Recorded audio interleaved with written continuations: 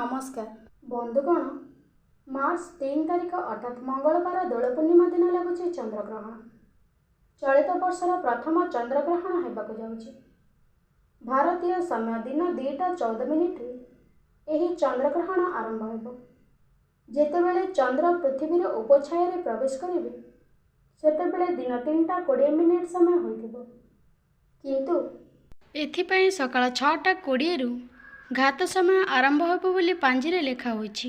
एही समय पाक निषेध हेबा सह देवनीति भी बंद रहिबो।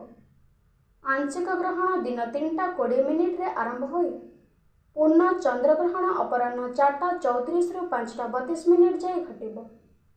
आंशिक ग्रहण संध्या 6:47 रे शेष हेबो।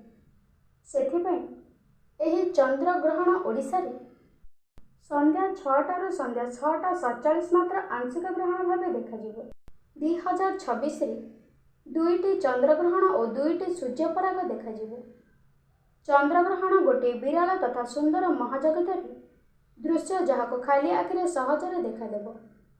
एहार कौनसी प्रभाव आम उपरे तथा पृथ्वी उपरे नहीं। चंद्रग्रहण केवल पूर्णिमा तिथि पड़ी थाए। पृथ्वीर दुई प्रकार छाई रही। प्रथमटी उपछाया एक फिका कला रंगर जहाँ खाली आखिरे देखई देवा कष्टकर और द्वितीय छाया जहाँ एक गाढ़ा कला रंगर होता है, खाली आखिरे परिष्कार भाव देखा दियंती।